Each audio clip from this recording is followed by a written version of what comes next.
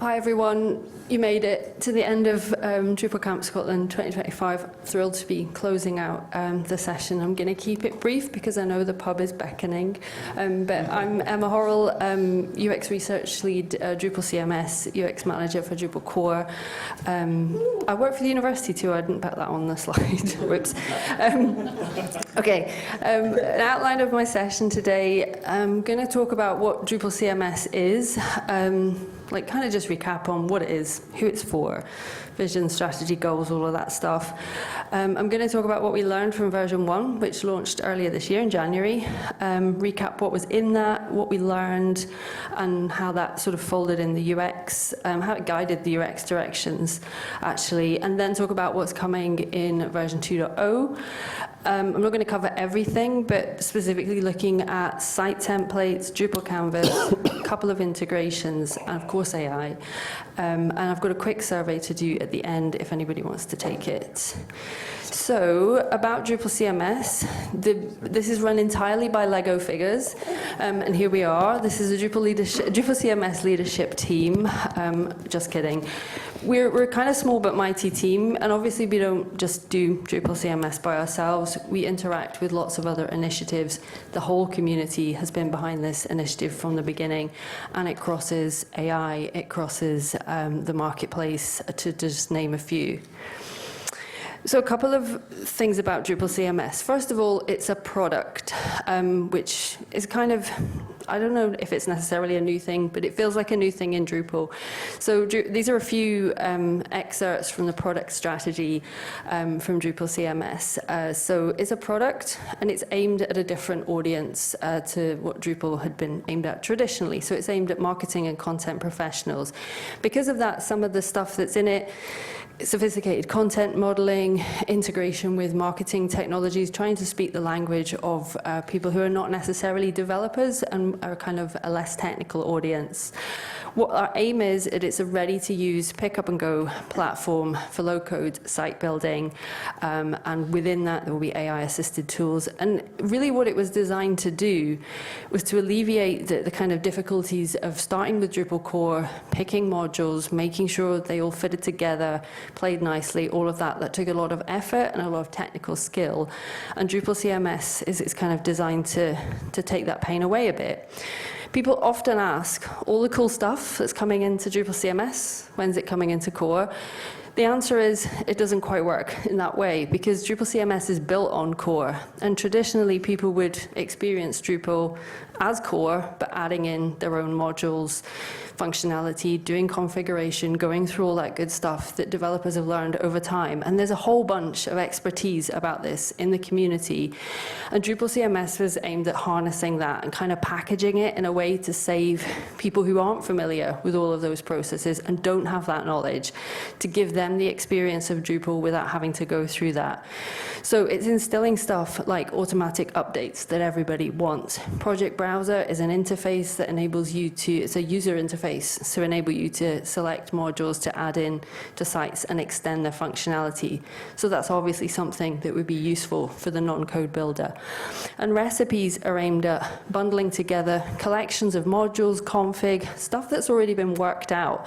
Like, think of it, it's almost like heuristic best practice packaged up, but it's there ready to go, so you don't have to do the legwork and you just get to use Drupal quicker. And one of the overarching missions of Drupal CMS is flattening the curve. I don't want to use cliches here, but when people have a decision about which sites to build, and maybe we've all experienced this where we work, they'll choose an easy route, right? So if there's a site building platform that's very visual and speaks their language, they'll use that, they'll whip up a website. And if Drupal is not offering an easier option, then they might not choose it.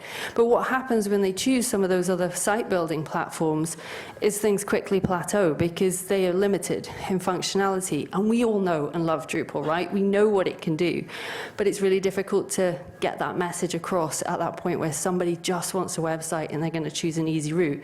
So one way is flattening the curve, making it a lot easier to pick up and use Drupal to get a site. Final slide, kind of glossing over the stretch goals, I guess, of Drupal CMS, is thinking about Drupal core being being high code. Drupal CMS is aimed at kind of being low code or no code, but still obviously built on Drupal core, making tasks easier and easier and opening up Drupal's capabilities. So that was all the goal when Drupal CMS launched, and still is a kind of overriding product strategy for it. So what did we learn with Drupal CMS 1.0? So it had a lot in it, and this is not an exhaustive list. If you want an exhaustive list, then speak to Gareth, because he did an amazing talk about all the recipes that were in Drupal CMS 1.0 last year. But basically, everything that you'd expect from a site builder. So you've got your admin UI, which is Gin, had been developed in the community over a long time, anti-spam, privacy, authentication, all of that. Forms, Google Analytics for tracking, accessibility tools, search, a selection of content types, not a massive one, but enough to get going, email, SEO tools, and AI tools. And version 1, I guess, was always going to be kind of limited in what it could deliver, because it had to be general, it had to be kind of aimed at everybody. For Drupal CMS to get better, we need people to use it, try it out, work out what's missing, see how people want to customize it, and add extra stuff in. And that's kind of where we are, I guess. But Drupal CMS 1.0 was a way of getting something out there, knowing that it could only kind of get better, and this was a really strong start. So it was out there. You can install it through DDev. You could also access it through browsers. And this was kind of helpful because one of the ways you could experience it through a browser was on the Acquia website, and we could attach telemetry to that. So we use a product called Gainsight, and we use that to track who was downloading it, not downloading it, using the trial, and actually what they were doing with it. And essentially, this is maybe not much of a surprise, but the main events that were happening, these figures are from April to October this year, creating content and extending, like 2 key tasks. Okay, this is kind of what we expected. And this is helpful to help us think, okay, well, if we're going to make this product better, where do we focus our efforts? We can't UX everything, where do we focus our efforts? So thinking about the UX research plan and priorities, and I'll say from the start, UX is kind of new. In Drupal, I don't think it's new as in it's never happened for a long time, but being recognized as a sort of separate discipline and a thing we do is kind of new, certainly in my time in involvement with Drupal. And thinking about a product, people think about roadmaps, and they think about things in a linear fashion, but actually these blobs on this slide are all quite big, chunky pieces of work. There's stuff that we can learn and we can keep learning. So my approach from the kind of UX research lead side is to just keep learning about installation. We know that installation has to be really good because it's that first impression onboarding piece. We know that content options and how they're presented have to be good because we know that Drupal's good at that, firstly, and also we know that's a kind of key thing that the audience this is aimed at are going to want to do. Same with extending, adding in functionality. We need to make that super easy and clear so that people know what they're adding into their site and what functionality they're getting out of it. Multilingual, Drupal forever has been such a strong platform for multilingual. We'd be crazy not to include this in Drupal CMS, but so this is a big priority to think, how do we make that available to the low-code, the non-technical kind of audience? And kind of with AI, we've invested a lot of time and effort over the last couple of years learning about what AI can do and also what it can't do, and developing AI features. So again, we really want to bring this to the Drupal CMS product with those audiences in mind. So I've got a slide for each of those, and this is kind of killing me because this is tons of work, but I'm limited on time and I'm talking about CMS, so here's the UX part. Installation. The goal with installation is like, how do we get those users who are not kind of used to maybe site building but are more marketing and visual focused, how do we get them quickly to something that looks like an actual website so they feel they've got that? So just hold that thought, I'm going to come back to it. Another piece is the content options. So we know that we know that Drupal can very easily handle connected content, adaptive content, putting content all over the place and making it like multi-channel, omni-channel. We know that other site building platforms that are competitor are maybe not as strong at doing that. But how do we make that available to people who don't know Drupal, don't know the kind of inner workings of it, don't know that you have to go to structure and to content and find out about views and all of those kind of things? How do we make that, like, how do we elevate that and make it available? So these are a couple of wireframes, a couple of ideas, and this has been an ongoing piece. So we're doing a lot of concept testing, putting this in front of people to understand how they make sense of it and does it align with the kind of content tasks that they want to do. So with Extend, last year I did some research looking at the existing Extend section of Drupal, which is like project browser, is also how people would know it, and just like gauging how do people understand the terms that are there. And bringing recipes in meant that there were recipes and modules. And we know that recipes needed a separate name because they were a separate thing, but it was another term. And don't talk to me about Drupalisms, that's another piece of work, but this was another Drupalism introduced into the mix that people were confused about. So, and kind of wanting to avoid changing individual terms because that's the sort of short-term fix, we thought, well, let's take a zoomed out look at what people are doing on Project Browser, like when they go to Extend. And the answer to that was, when they go to Extend, they can see everything that's in their current site that they can update, but they can also get new stuff as well. So how could we make that a little bit less overwhelming? What if we separated out, here's all the stuff that you have in your site that you could update or might want to update or need to update, and then here's all the new stuff. So like thinking about the mental model, what somebody would go through. And these are a couple of wireframes that tested really well, just doing that. So collecting stuff on a page called My Add-ons, which was stuff that people would want to update, and then separating out like stuff to add in. I want to add new functionality to my site. How do I do that? There was a page called Extend. I should say I've got a backlog of these to write up into issues, so they will be available to read more about if you're interested, or you can grab me for a chat afterwards too. With multilingual, I talked about making sure that Drupal CMS can be produced in different languages. So this isn't something that was in version 1, so we're very keen to get this into version 2. These are just some concepts that Christina actually has been working on with a multilingual team that she's grouped together, looking at how we select languages from the beginning, and also looking at how we map between languages. So considering a symmetrical language model where it's a kind of direct alignment between, for example, one phrase or word from one language into another, versus asymmetric mapping, which, you know, it requires saying the same thing but in a different way in a different language. So that's another concept to kind of include. AI, one slide on AI research. There's been a lot over the last year.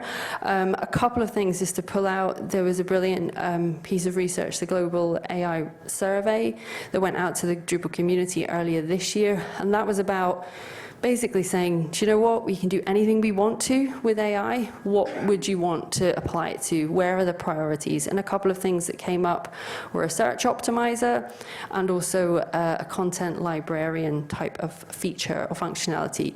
So at Edinburgh, we were pretty wedded on the content librarian or content assistant type feature because it solved a problem for us. We have a distributed web publishing community. We're always looking for ways to try and help them use Drupal to publish content and to do it in a consistent way. So we had an intern, Mustafa Ebid, who came in, joined us over the summer, and we got him to do some interviews with the people that publish and create content on our site that we call web publishers. And like using what he'd learned from that, he built an AI assistant. The proof is in, do people find it useful and usable when it comes to AI and indeed any kind of feature from an UX perspective? So as soon as this feature was created, we tested it. We're still testing it, actually putting it in front of people to find out, you know, does it work as you expect it to do? Is it making things easier for you? Would you use it? And so folding all of that knowledge back into the Drupal community and into the sort of evolution of Drupal CMS. this on the, sorry, that's kind of blurred out.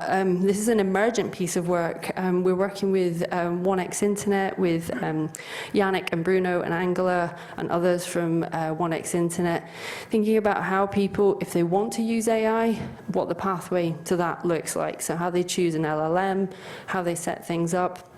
Currently, there's a lot of steps and it's not that intuitive, so we're looking at how we can improve that. I'm thinking that AI will be a feature within the next version of CMS 2.0.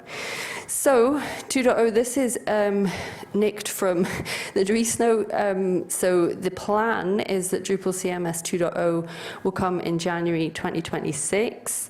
It would be really cool if it was the 15th, because that's Drupal's 25th birthday, but we'll see. Hopefully not the first week in January, which would be a disaster because of the holidays. So it's currently going to talk a little bit about Drupal Canvas as part of Drupal CMS. However, I have 4 measly slides on Drupal Canvas which will not do it justice, so would urge you, and I've got links at the end of my talk where you can follow up and learn more about Canvas. So I'm going to start talking about site templates coming in to Drupal CMS. So site templates were announced at DrupalCon Atlanta earlier this year in March, and they were part of a very Lego-themed Dries note, which centered on there being a marketplace initiative. And this idea that Dries talked about was having a Drupal that people could come and get a visual sense of the sites that they could build and select sites and then kind of get started to put in their own content, customize it, make it their own, and so on. So this initiative was announced, but obviously the site templates, the things that are actually in the marketplace, are a critical piece of that. So I did a bit of research off the back of a marketplace initiative, just interviewing people to find out A, how they would use site templates if they were available, and B, speaking to different people who would potentially contribute site templates to add them into the marketplace, either for sale or for contribution. Another piece of research which I'll not go into, but the upshot of that is that site templates, we realized, could have a place in Drupal CMS as a getting started piece. So I talked about that installation journey where you go through a process and then you kind of landed on a dashboard. We started to think, well, if you landed on a site template, that's a much more impactful journey because it's showing you a site and it's getting people into the idea of what their site could look like, which was the aim of Drupal CMS. So what's essentially in a site template is built on 2.0, and the features are based on the use case. So our idea is that we would have site templates for particular use cases. I'll show you a couple in a second. But they would have collections of content types, contrib modules and the config that goes with them, and integrations that kind of all go together for that use case. Single directory component-based themed and compatible with Canvas, which I'll show again in a second, with default content to get the person into the idea of what their site would be like. So this would be the new installation screen that they'll see in Drupal CMS 2.0. They will have the option to choose a site template once they've gone through the kind of initial setup. And there's 3 options there. There's a starter one, there's one called Byte, and then there's one called Lumen. So the starter one, built on Drupal CMS, it uses components from the Mercury design system, which a company called MediaCurrent have been working on for the past year. Then it contains a Drupal Canvas page, so you can edit it in Drupal Canvas, plus a basic page node. And the idea with this is make a custom theme from it, make a custom site template, but it will just get you started to do that. The other 2 are a bit more styled. So Byte is based on being applicable for a software as a service product use case. Again, is based on CMS and the Byte theme, which has been forked from the Mercury design system. I included a link to that actually in the previous slide at the bottom. Drupal Canvas page plus a blog node and a basic page node. Lumen, slightly different, aimed at non-profits, with the Lumen theme, Drupal CMS, a Canvas page, but also event node, blog node, and a basic page node. So the idea is that you'd pick one of those. So say you pick Byte, this would be your kind of first page. So you get straight into, here's what your site looks like. You go to edit, and it takes you into Drupal Canvas. Has anyone had a go with Drupal Canvas? Cool, a few, yes. So Drupal Canvas is the new editor, basically, that's been developed. It was the artist formerly known as Experience Builder, if anybody remembers, when we had to change it, another story. But essentially, if you've used any kind of design tool like Figma, it aligns very much to that sort of mental model. So you've got your center space where you can look at what you're building. You've got this menu here on the left-hand side, which allows you to select the particular components that you're working on. Then when you've selected, this right-hand menu gives you the option to edit it. So it's very visual. It's very much kind of showing you as what you're building as you're building it. So if you have, so how it maps for the node displays, this is showing you the kind of layers menu. So the idea is that you could just drag in, for example, a hero component, and then it will link straight in, your node title will link straight into that. You select or drag in a text component on the left-hand menu, and then what pops up on the right-hand menu, you can link it straight into your body. So it's very much a kind of, it's in your face, you can see exactly what you're doing. And this is the next level. So this is looking at the templates side. So you would select a template, you select a content type and then a content template, and then you can see your fields across on the right-hand side. So I raised the question in Gareth and Tony's talk earlier on about alt text. This is making me think that you can leverage a lot more about what your content's doing without you having to go through the field menus and having to make the changes there. It's very much more visual. As I said, those are terrible slides to demonstrate Drupal Canvas. There are lots of talks that are available from DrupalCon Vienna, but also, I love this, Drupal Forge just enables you to spin up a site. You don't need to pay anything. You can do it in your browser. You just have to enter some details, and you can spin up a site and you can try out, firstly, a demo of Drupal CMS and also Drupal Canvas. So you can actually get to play about with it yourself and understand what it can do, and importantly understand its limitations, because these are new pieces of functionality, and to my earlier point, they're only going to get better if people use them, break them, realize they're not doing what they want to do, and feed that back to us. So really keen for you to give it a try. Going to talk about a couple of integrations that are coming into version 2.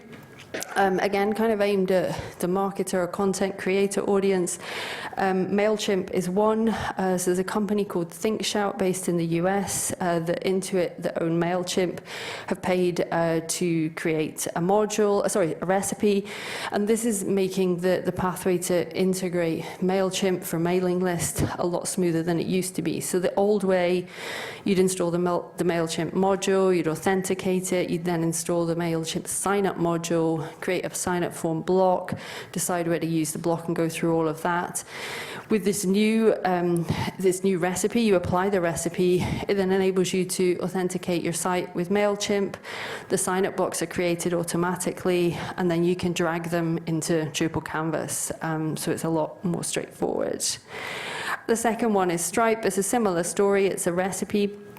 And this enables, instead of having to install Stripe and Stripe web form, do all the figuring out of how you integrate it with your Stripe account and your payment element, applying the recipe, you use a Stripe API key, and then the Stripe donation form can be dragged in and edited directly into Drupal Canvas. So it just makes those things that marketers would tend to want a lot more straightforward and quicker. AI functionality, this is a bit of a question mark. AI is one of those things that you do lots and lots of learning, and then the AI changes, and then it does something different. So it's a constant learning curve. Personally, I'm an AI enthusiast, so I quite enjoy it, but I know other people are not so much, but that's cool. One thing that was mentioned in the Dries note is the context control center. So whenever anybody who's used AI will know it's only as good as the information you give it. The minute you start trying to get it to do stuff, it will make it up if you don't give it the right information, and then you have to kind of control how it uses that information. So in recognition of that, and this was talked about in the Dries note but not really given much detail because it's kind of still emergent, a context control center is intended to be a container where you could feed in those specific details. So say you want to use it to apply a style guide rules, you could add your style guide through the context control center. If you have coding standards, if you have a design system pattern, if you have a pattern library, anything would be processed through the context control center. And the idea is that then the AI has that, and that over time, you'd obviously apply RAG, but this is a way to ring fence what you're getting from the AI by packaging it in this center. Another area, recognizing that AI agents, connections of agents can be very powerful in automating workflows. We're looking to apply AI to the ECA module, events, conditions, actions. So this is like based on business process modeling. But essentially when you start to do anything to do with agents and you have to design them in a diagram so that one does something or they do things concurrently or sequentially, this kind of modeling is there already, so it makes sense to see how we can use that for automated workflows, and again focusing on workflows that people are traditionally having to do over and over again, and reinvent the wheel and seeing if we could help apply AI to that. Okay. That's on my slides. There's loads more to learn. I've a couple of Slack channels, Drupal Slack channels up there. There's also a link to DrupalCon Vienna sessions. As a 5-question survey, basically if you've used Drupal CMS or if you've not used Drupal CMS, I would love to hear kind of your thoughts. It's just 5 questions if you have time. And yeah, I'll take some questions as well. Thanks.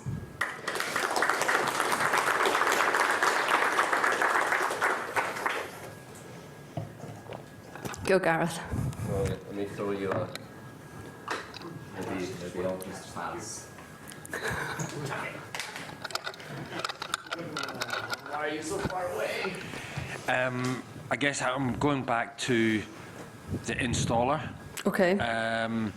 And you're choosing the site template. I'm just this one? Yeah. Yep. So I guess you might have more insight to this.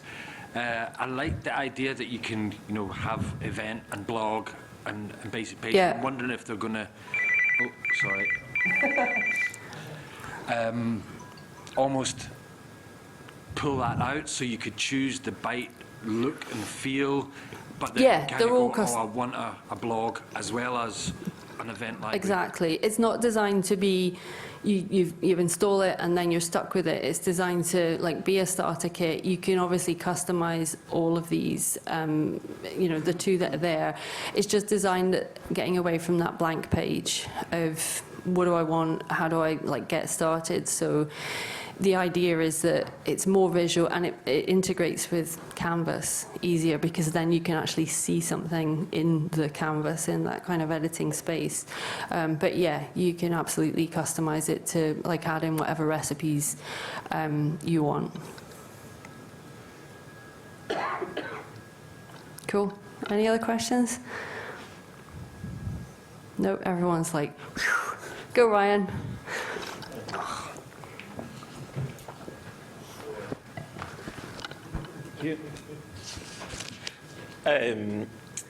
Very informative, loved it. Is there anything that you lose from Drupal core using Drupal CMS? It adds on. So what you would lose, you don't lose anything from Drupal core, but if you want to customize Drupal core and you add on particular modules or recipes or whatever you want to do with it, but traditionally people would build on Drupal core, like there wouldn't be that many use cases where there are more developers in the room than me, but are there any use cases where you would just do Drupal core straight without adding any other modules on? So Drupal CMS is designed to add a couple on to get you started rather than like, boom, there's Drupal core. You have to now find what module you want, find your functionality, you know, so it's aimed at kind of being a step above that to get people started quicker with building a site, and recognizing like the stuff like recipes are kind of bundled together based on what people have done over years within the community, and trying to make that available to newer people rather than, you know, you're having to start from scratch. So no, I think is a short answer. Thanks.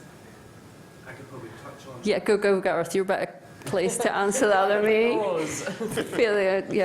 Throw it, yeah. Yeah, Drupal CMS is interesting because you can actually just build that exact same thing without actually downloading Drupal CMS. You can install core and then look through all the recipes and go, I need these modules, and you could actually quite easily build Drupal CMS without actually going anywhere near the Drupal CMS project. All the recipes are there, you can download them. They're just loading up Drupal modules, and it's just Drupal core with Drupal modules in a distinct way. It's an opinionated installation. Thanks.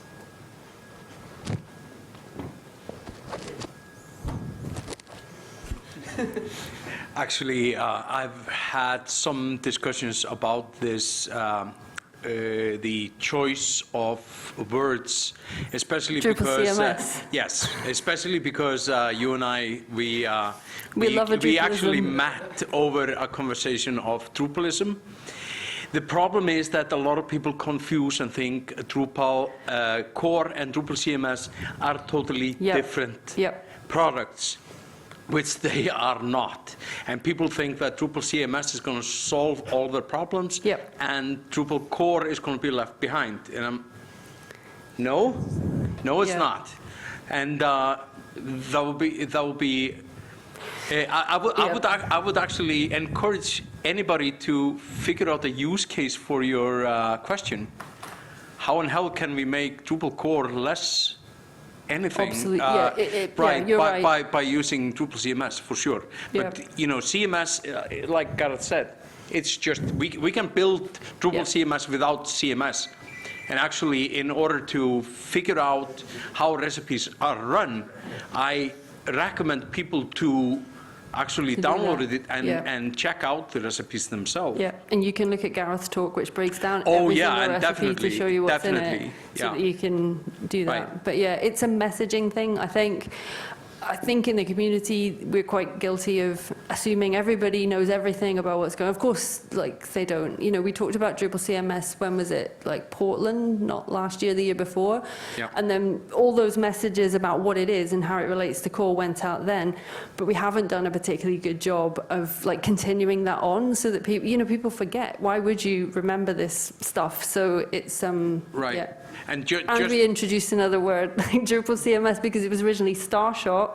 So, like, we do it just to, everybody who's in Drupal is so intelligent that, you know, we just assume you can just chuck words and everybody knows what we're talking about. But just to iterate on that, when we came, my team, we were the 5 of us in Vienna.